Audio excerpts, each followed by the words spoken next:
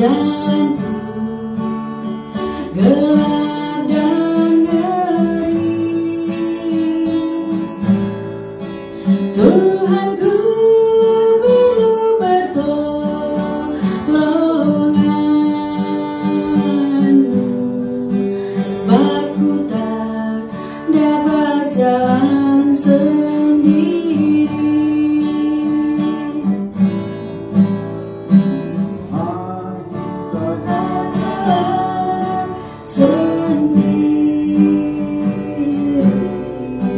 Tuhan, tolonglah daku, biarlah sinarmu menerangiku, sebab ku tak dapat jalan sendiri.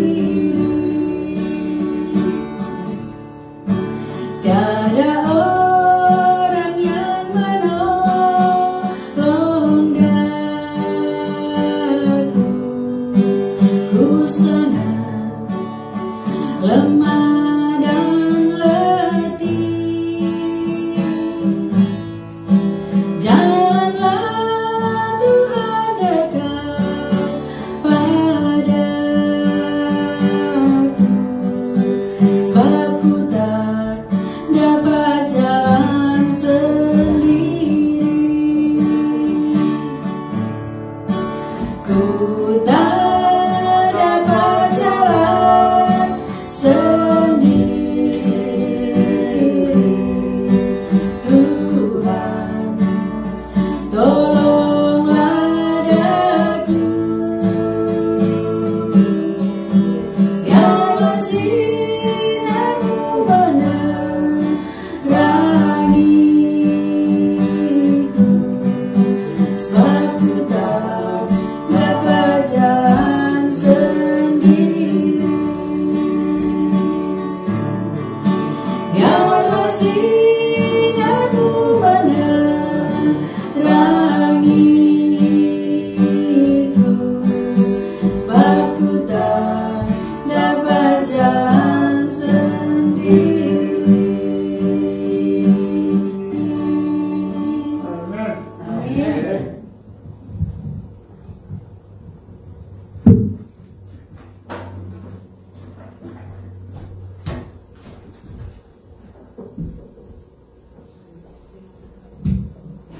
Shabbat Shalom, selamat Sabat. Selamat.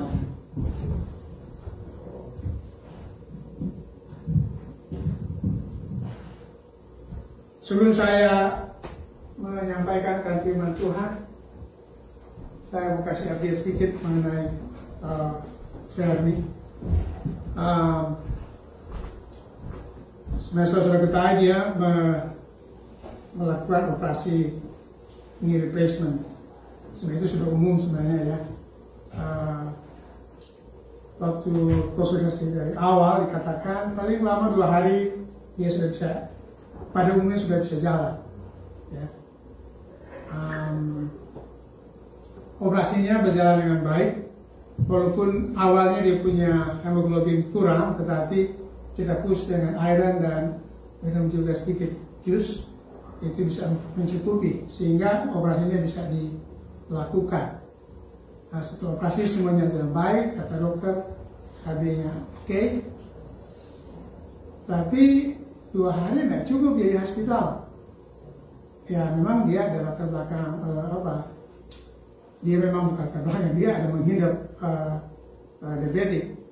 Jadi itu mungkin yang memperlambat dia punya recovery. Nah, akhirnya hari Senin, Selasa dia pulang di rumah. Di rumah awalnya dia oke. Dia sudah bisa jalan, sudah pergi ke bathroom sendiri, terapi dari jalan datang dan dia sudah bisa dia sudah bisa jalan lah di rumah. Cuman dia punya nafsu makan hilang. Dia punya nafsu makan hilang dan membuat dia lemah. Dia lemah Dan dia terakhir dia muntah-muntah. Ya. Dan waktu kemarin saya tahu dia sudah oke. Saya nggak tahu dia ada muntah-muntah itu.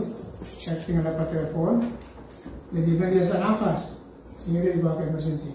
Di emergency dia sangat lemah dan diputuskan dia harus stay. Menurut dokter, semua diperiksa dia oke. Dan kenapa dia rasa sakit, lemah, mereka juga belum dapat penyebabnya. Sehingga diputuskan hari ini, mungkin sekarang sedang berjalan, dilakukan prosedur endoskopi untuk memfoto dia punya dalam apakah ada something. Ya. Ada pneumonia, jangan-jangan dia ada cancer. Tadi pagi di Qs, dokter bilang nggak ada gejala untuk ke sana karena dia tes darahnya dilihat semuanya oke. Jadi terima kasih untuk doa dan kita doakan dia supaya dia cepat recovery dan bisa kembali normal. Saya sudah bicara sama dia, bilang katanya kalau sudah selesai operasi dia akan melompat-lompat seperti kijang. Amin. Jadi terus ada telepon masuk ya, ternyata bukan orang. Nanti deh. Itulah perkembangan terakhir dari Fernie. Saya bilang, memang dia kan sudah komplain dia punya lutut, ya. Dan sudah beberapa kali dia mengalami sakit sehingga dia harus pakai tongkat dan segala macam. Tapi terakhir sebelum operasi ini sudah jalan oke. Malah waktu kami ke dokter kayaknya selama 5 menit, tapi ada jalan cepat. Saya bilang, kayaknya kamu nggak perlu nggak perlu dioperasi.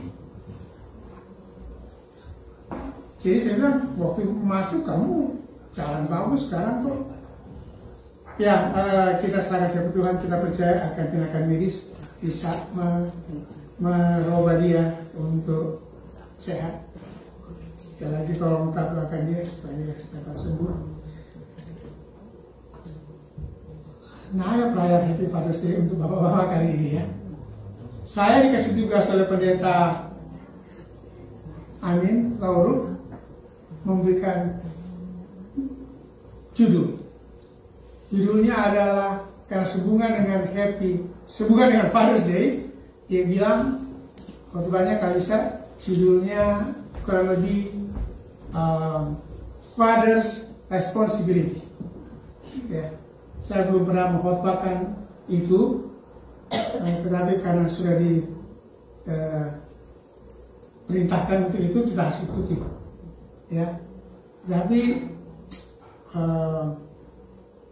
saya sudah hampir sebulan ini, saya sudah setahun, saya sulit berkonsentrasi. Bingung dengan permasalahan yang terjadi. Walaupun pada hal yang sama, merasakan akan tuntunan Tuhan dan berkat Tuhan. Tidak bisa dipungkiri itu. Ketika saya bekerja berjalan, ya, drive, apakah itu saya Uber, Lyft, DoorDash atau Instacart, saya menikmati itu. Mereka tidak mahal. Ketika saya sudah kadang-kadang lelah, saya bangun lat, jam 10 baru start, jam 11. Dalam hati, nggak mungkin lah ini mendapat apa yang saya targetkan. Saya hanya berdoa kepada Tuhan, Tuhan, saya tahu Tuhan itu dahsyat, Tuhan bisa lakukan sesuatu. Ada saja, dan walaupun tidak berkelimpahan menurut pandangan kita manusia, tetapi saya katakan berkecukupan.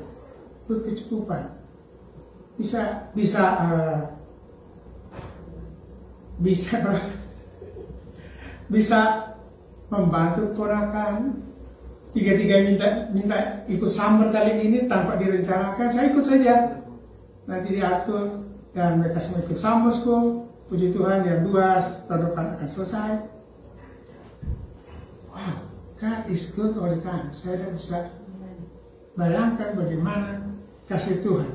Walaupun saya sendiri melihat-lihat akan saya punya kehidupan, saya tidak suci, saya orang berdosa. Hati saya, pikiran saya, ya, daging, sebagai Rasul Paulus katakan.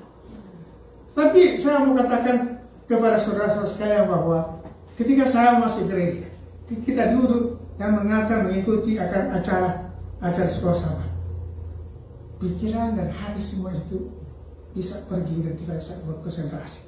Karena pikiran negatif dalam pikiran kita bisa fokus untuk hilangkan dengan Tuhan. Saya mau dengar firman Tuhan, saya mau dia berkat, dan Tuhan lakukan itu. Puji Tuhan. Terima kasih untuk lagu spesial tadi yang menggantikan kami seharusnya untuk duet menurut schedule yang dibuat oleh penyanyi. Terima kasih kepada keluarga mereka yang telah membawa lagu dengan baik dan menjadi kebenaran bagi kita untuk selalu bersandar kepada Tuhan. Mari kita berdoa. Tuhan Allah Bapa di surga, kepadamu-lah kami serahkan kehidupan kami. Kami rindu Tuhan untuk mendengarkan firman Tuhan yang boleh merubah hidup kami untuk lebih dekat dengan Tuhan. Terima kasih Tuhan, berkati firman ini. Di dalam nama Yesus yang berdoa. Amin. Judul yang sebenarnya judulnya bukan ini. Judulnya adalah peran ayah dalam keluarga. Ya, mirip-miriplah dengan yang ditugaskan, yaitu father's responsibility.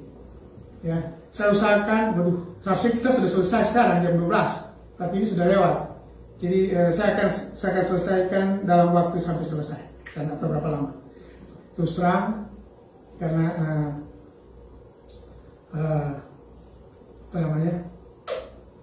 jangan saya tidak fokus. Saya beruntung punya banyak pendeta yang bisa menolong saya, dan saya ini hanya punya mobilitas saja. Ya, saya tambah dikit, tetapi inti pekabaran ini adalah memang disusun oleh pendeta, tetapi intinya adalah firman Tuhan. Jadi mari kita ikuti bersama-sama. Ada 3 pertanyaan tentang tanggung jawab seorang bapak yang harus kita tanyakan dan kita jawab pertanyaan itu. Yang pertama adalah, dari mana kita datang? Yang kedua, kenapa saya dan saudara ada di sini? Walaupun ini pertanyaan untuk bapak-bapak, tapi ini juga bisa tanyakan kepada kita semua. Dan yang ketiga adalah, kemana kita akan pergi setelah kita mati? Apakah saya dan saudara pernah memikirkan akan 3 hal ini, atau menanyakan dalam diri kita akan 3 hal ini? Saya katakan bahwa kalau kita tidak pernah menanyakan akan pertanyaan ini, ya, Anda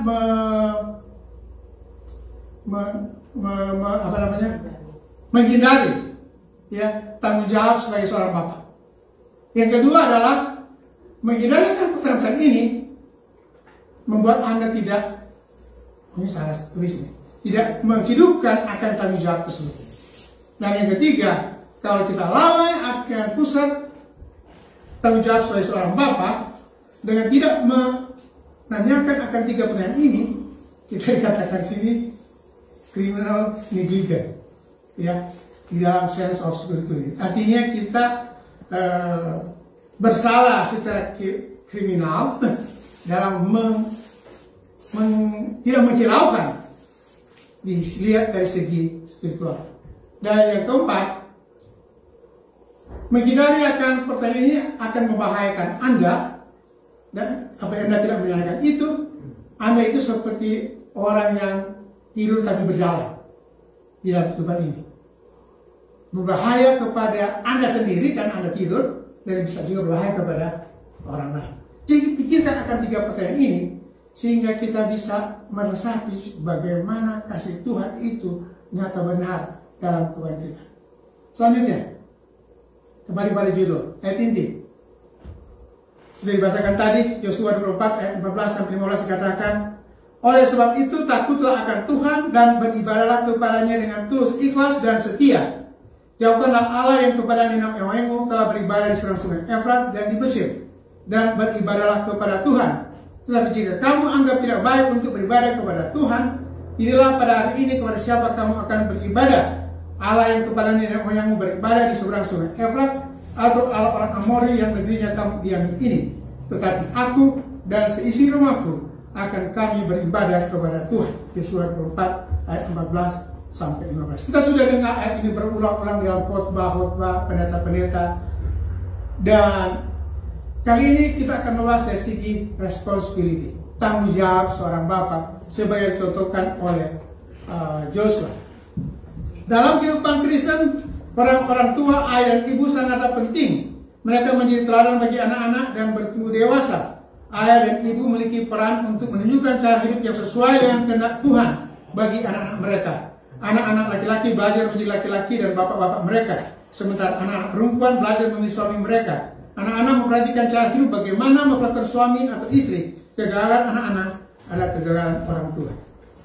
Memang kelihatannya fokus pada ini lebih fokus kepada bapak-bapak yang muda. Bagi kami yang sudah tua, sudah punya cucu, ya apalagi yang kami memberikan teladan. Tetapi bukan berarti tidak ada, tapi lebih banyak untuk ditunjukkan kepada anak yang sedang bertumbuh. Saya sudah pondok memang masih cocok, anak-anak masih bertumbuh, belum terlambat untuk memberikan hal-hal yang positif kepada anak-anak. Saya melihat anaknya mengambil contoh. Saya saya jarang melihat sebuah khotbah sebelumnya, tapi anaknya sudah bisa berarti ya, sudah berkhotbah. Amin. Kalau bukan karena melihat bapaknya sebagai ketua, tentu anaknya ini belum tentu dia bisa melakukan khotbah. Teladan ke orang tua. Jadi karena itu Allah memberikan tanggung jawab kepada orang tua, khususnya pada figur seorang ayah. Kita bisa baca dalam Amsal 22 ayat 6 dan ayat 15, 29 ayat 17. Kita tidak usah baca sekarang karena waktunya sudah mepet, tetapi Anda boleh lihat saja dan baca di rumah atau buka sekarang. Ulangan 40, 12 ayat 8, Keluaran 2 ayat 5, dan Efesus 6 ayat 4. Apa artinya istilah father? Father sebenarnya menurut kamus ya diartikan sebagai berikut: protector, teacher, and encourager, yaitu pelindung, guru, dan pemberi semangat. Yang kedua, arti daripada father, picks you up when you fall, brushes you off, and lets you try again. Jadi mengangkat kita ketika jatuh dan membersihkan kita, seharusnya mengajari kita bagaimana untuk kita bangun kembali. Bisa juga dikatakan bahwa seorang bapak itu sebagai banker, hero, klinik, walaupun di Amerika ini bukan hanya bapak yang kerja, ibu-ibu juga kerja. Mudah-mudahan bapak ibu kerja jangan mengambil level sebagai seorang bapak, atau bapak kepala rumah tangga. Ya, walaupun di kehidupan ekonomi, financial itu juga membantu. Di Indonesia memang nyata sekali karena pada umumnya kebanyakan hanya bapak yang kerja, tapi di kota-kota ibu juga bekerja. Sekarang apakah peran ayah? Dilansir dari psikologi peran ayah. Yang pertama adalah pemimpin keluarga. Yang kedua, pelindung keluarga. Yang ketiga, pemberi kasih sayang. Yang keempat, sebagai motivator. Yang kelima, pengajar. Yang keenam, penghibur.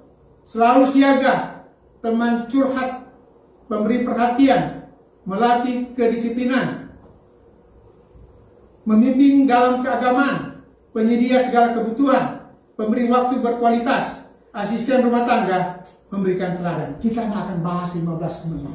Tetapi kita melihat bahwa peran bapak itu paling tidak 15 yang ditulis di sini. Ya. Semuanya itu saya simpulkan untuk menjadi teladan yang positif tentunya ya, bukan yang negatif. Jadi jangan sampai kita melakukan hal yang negatif sampai anak-anak kita ikut. Maka itu bukan peran ayah itu, ya, tapi itu peran setan. Jadi Tuhan memberikan tanggung jawab kepada bapak-bapak. Maaf kali ini firman Tuhan kebanyakan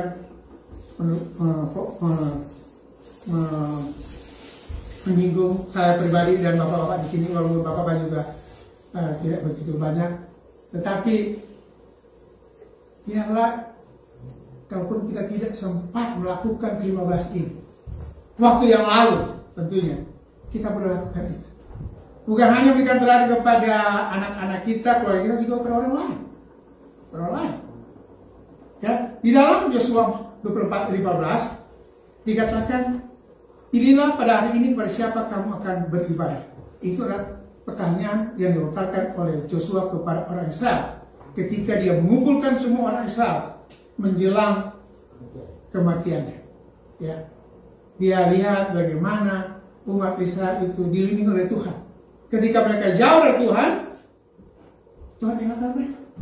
Ya, Allah yang pertama, Allah yang moral dan dedikasinya, ayah yang moral dan dedikasinya kepada Allah. Contoh yang Joshua sampaikan, dia tegas, dia moral. Dia bilang kepada siapa? Kalian beribadah. Ya. Yang kedua, ya. Yang kedua, kita lewatkan saja nih. Jangan. Ya. Keluarga kita menemukan ayah-ayah seperti Joshua yang rela mendedikasikan hidupnya kepada Allah dan memberikan pengaruh ilahi bagi keluarganya. Komitmen ayah kepada Allah ini sangat mempengaruhi keluarga ayah, dapat menentukan arah rohani keluarga. Jadi kalau ayah itu tegas ya, di dalam beribadah kepada Tuhan, maka akan menentukan juga masa depan keluarga. Pada poin pertama ini menunjukkan bahwa seorang ayah harus memiliki determinasi yang kuat dalam menunjukkan kesetiaan terhadap moral dan dedikasinya kepada Tuhan. Harus setia. Ya. Kalau ada ayah-ayah sebelumnya yang tidak setia, saat ini kita setia. Saya tidak menuduh saudara dan saya ini tidak setia, tetapi firman Tuhan mengatakan bahwa kalian yang setia tidak harus setia. Oleh karena itu, dalam memerankan fungsi ini, maka seorang ayah dapat disebut sebagai seorang imam bagi keluarga. 19 ayat 6, Habakuk 17 ayat 7 dan surah. Dan seorang pemimpin bagi keluarga, 1 Timotius 3 ayat 4-5 dan Efesus 5 ayat 3. Saya pribadi mengatakan bahwa firman ini fokus kepada bapak, tetapi itu juga bisa fokus pada ibu. Bagi ibu yang sudah tidak ada pasangannya, suaminya, maka dia harus bertindak sebagai bapak. Sehingga firman ini bukan hanya laki-laki, tapi juga kepada perempuan, di mana harus menjadi imam dan pemimpin. Ayat 15, Yosua katakan, tadi tanyakan kepada siapa kamu beribadah. Dia bilang, kalau saya dengan keluarga saya tetapi aku dan istri rumahku. Ya, selanjutnya sih katakan apa? Beribadah kepada Tuhan. Ayah yang berani membuat keputusan. Kalau kita merencanakan sesuatu yang melibatkan kesetiaan kita kepada Tuhan, tidak ada keputusan yang lain. Selain kita harus bilang, kita harus setia. Saya ini harus setia. Ya. Kata tetapi menunjukkan dia termasuk kuat membuat keputusan. Keputusan yang dibuat Joshua didasarkan pada apa yang benar, bukan pada apa yang banyak dipilih orang. Dunia ini menantang manusia untuk hidup mencari kesenangannya sendiri dan hal-hal materi dan banyak yang dekat olehnya. Para ayah harus berani memilih jalan yang mungkin tidak populer. Jalan tanggung jawab, jalan iman, jalan ketaatan, supaya keluarganya dapat memilih jalan yang benar sesuai kehendak Allah. Mungkin ada bapak-bapak juga yang membuat keputusan yang salah, yang lebih mencondong kepada kepopuleran. Saya memang sedih juga sih sebenarnya kalau melihat ada ayah-ayah dari umat-umat Tuhan.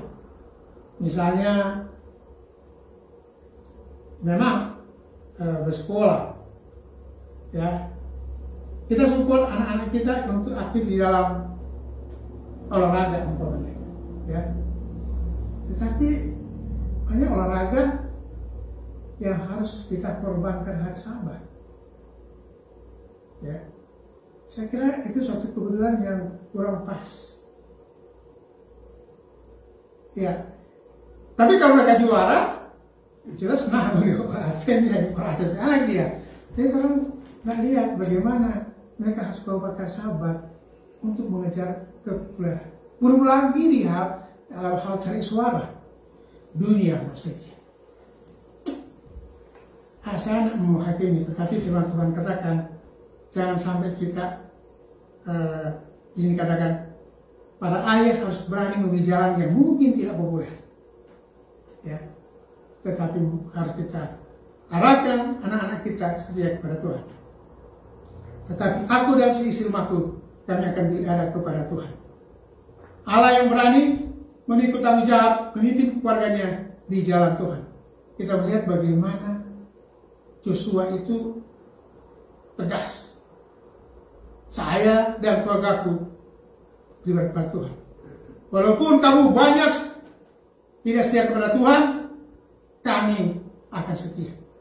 Suatu statement yang keras dan kuat. Dia tidak menjauhkan dia akan ditentang oleh banyak orang. Mungkin juga dia tahu ada banyak orang Israel pada waktu itu yang sudah mulai neko-neko, sudah tidak menyembah Tuhan. Dia tidak takut karena dia seorang pemimpin. Dia bilang, aku dan sisi rumahku, kami akan beribadah kepada Tuhan. Ketika memutuskan untuk beribadah, seorang ayah sedang menunjukkan tanggung jawabnya mengingat keluarganya di jalan Tuhan. Ayah yang bertanggung jawab tidaklah egois. Dia hidup bagi keluarganya. Setiap keputusan yang diambilnya ikut melibatkan keluarga, termasuk juga kesehatan fisik dan rohani mereka.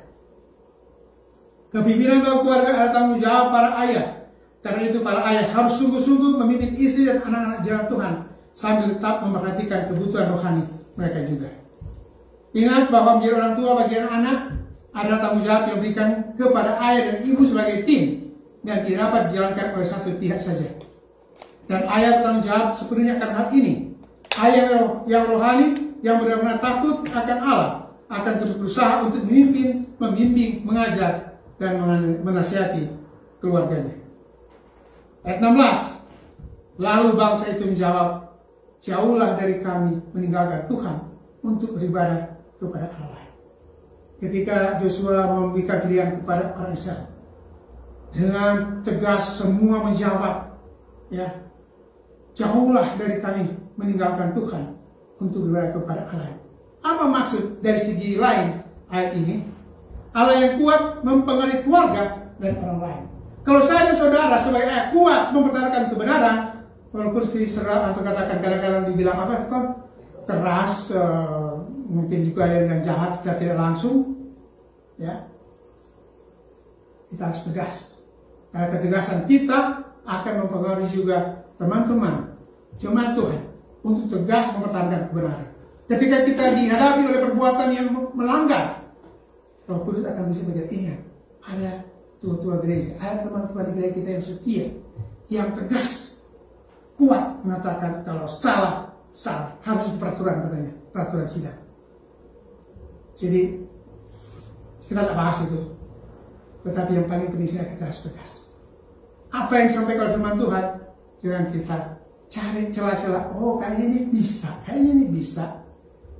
Jangan lupa bahwa ketika kita berani mengambil keputusan, orang-orang sekitar kita pun akan terpengaruh. Keputusan yang Joshua menjadikannya pribadi yang disegani sekaligus kuat dalam mempengaruhi dan mendorong keluarga dan orang lain untuk ikut teladannya. Sehingga peran ayah itu dalam Yosua 24:14-16 mengingat betapa beratnya tugas ayah dan juga orang tua yang telah mengasihi dan melayani Allah, mereka layak untuk dihormati. Kiranya para ayah dapat menjalankan peran yang dibebankan kepadanya.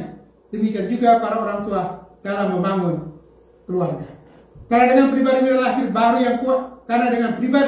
baru yang kuat, akan tercipta juga keluarga Tuhan, keluarga takut Tuhan yang kuat, dan juga akan membangun jemaat yang kuat yang dipimpin oleh para ayah yang kuat secara rohani pula. Kalau kita tidak kuat, kalau kita tidak tegas, kalau kita tak mau memberanikan diri, apa yang terjadi dengan gereja kita? Bersyukur kepada Tuhan, kita di sini punya ayah-ayah, bukan cuma ayah, ibu-ibu juga yang dengan tekun datang ke gereja, ya, tegas. Dan dengan kita tetap hadir di gereja ini, walaupun hanya sedikit, akan mempengaruhi orang lain juga untuk datang. Kita yakin dan percaya, ya masa transisi ini kita akan melihat bagaimana umat Tuhan akan datang. Walaupun kita sudah mengambil keputusan yang keras, tegas, dengan memulai perbaktian kita jam 9.30, dan walaupun kita jauh, ya, saya harus katakan ini jujur, memang jauh. Saya harus drive kurang lebih 50 menit sampai 1 jam untuk sampai di sini. Tetapi itu tidak mengurangi akan kerinduan kita untuk bertemu di gereja, untuk mendengar firman Tuhan. Sekali saya katakan bahwa saya jujur, saya juga tanyakan kepada saudara. Apakah kita di luar sana, pikiran kita selalu bersih, tidak tergoda dengan hal jahat, memikirkan, tidak berencana, tapi terpikir hal-hal yang tidak pernah lihat Tuhan? Ketika kita datang ke gereja, ketika kita beribadah dengan Tuhan, mendengarkan firman Tuhan, walaupun ada pekabaran firman Tuhan yang menyinggung kita, hati kita jadi apa? Jadi bersih. Kita punya pikiran jadi fokus, dan percakapan kita menjadi lebih lunak, halus, dan kita saling menguatkan. Harapan Tuhan tentang anak-anak atas peran seorang ayah. Efesus 6:1-3, hai anak-anak, taatilah orang tuamu dalam Tuhan, karena haruslah demikian. Hormatilah ayahmu dan ibumu, ini ada satu perintah yang penting, seperti yang nyata dari janji ini, supaya kamu berbahagia dan panjang umurmu di bumi. Dan kamu bapak-bapak, janganlah bangkitkan amarah dalam hati anak-anakmu, tetapi didiklah mereka dalam ajaran dan nasihat Tuhan. Efesus 6:4. Kita sudah tahu semua itu. Kita sudah dengar, bahkan kita ikut seminar banyak mengenai cara mendidik anak. Tapi jangan lupa kita ini masih berdosa. Kita hidup di dunia yang penuh dengan tantangan. Kadang-kadang kita lupa. Hari ini kita diingatkan, hai bapak-bapak, hai Frederick, hai jemaat, janganlah bangkitkan amarah dalam hati. Tentunya tuh kita minta tolong bantuan Tuhan. Tunjukkan kepada saya bagaimana saya mendidik disiplin anak-anak saya supaya mereka tidak timbul amarah. Karena banyak kali saya pengalaman secara pribadi di anak-anak, saya punya maksud baik, tetapi pada kenyataannya itu menyebabkan anak marah. Ya. Dan saya bertanya, kenapa mereka marah? Saya dengan baik. Tapi ada batas-batasan dalam kehidupan yang kita tidak bisa kita jangkau. Ada keterbatasan, dan kita harus akui itu. Tetapi firman Tuhan pagi ini, supaya kita minta kebiasaan dari surga, mendidik akan anak-anak kita, cucu-cucu kita, saudara kita, supaya mereka jangan sampai marah kepada kita. Di sini temukan apa dikatakan oleh Alkitab mengenai tanggung jawab ayah dalam membesarkan anak-anak. Ayat ini juga melarang seorang ayah jangan sampai menimbulkan emosi-emosi tidak baik dari anak-anak lalu pernyataan kekuasaan secara berlebihan, tidak adil, memihak, atau tanpa alasan. Sikap yang tidak sehat terhadap anak akan mengakibatkan kepakitan hati. Aspek positif nyatakan dalam arah yang menyeluruh, yaitu didik mereka, membesarkan mereka, mengembangkan tingkah laku mereka melalui pengajaran dan nasihat dari Tuhan. Ayah yang moral dan dedikasinya kepada peran ayah. Yang pertama, ayah yang punya moral dan dedikasi kepada Allah. Yang kedua, Allah yang berani membuat keputusan. Ya, walaupun kita sudah jawab, ya, ayah itu like the tiger, tapi ada corner. Tapi bukan itu maksud peran ayah di sini. Kita harus berani membuat keputusan. Ya, tentunya keputusan yang benar. Ayah yang berani mengikuti tanggung jawab milik keluarga jalan Tuhan. Ayah yang kuat mempengaruhi keluarga dan orang lain. Kiranya Tuhan berkati masing-masing kita pada siang hari ini oleh firman Tuhan. Walaupun lebih banyak bicara ayah, tapi jangan gaya dulu para ibu. Ibu juga walaupun tidak disebutkan mempunyai tanggung jawab yang sama. Tujuannya adalah untuk membawa keluarga kita setia sampai akhir, tekun dan diberkati, sehingga pada saat kedatangan Tuhan yang kedua kali, kita akan bahagia melihat keluarga kita semuanya berada di dalam kerajaan surga. Doa dan pengharapan. Amin. Amin.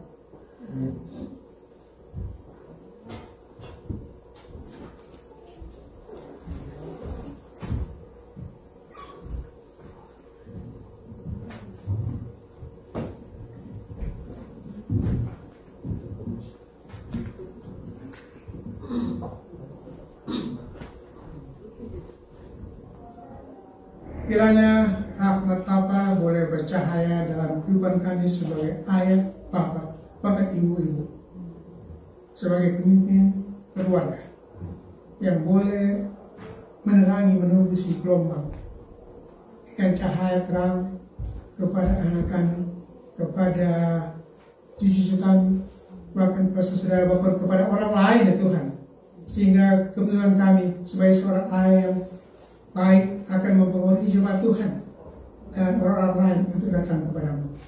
Oh Tuhan Bapa di surga, kami tahu Tuhan, kami hidup di dalam dunia yang penuh tantangan. Kami hidup dengan penuh pergumulan, tetapi biarlah semuanya itu akan diberikan kemenangan oleh Tuhan.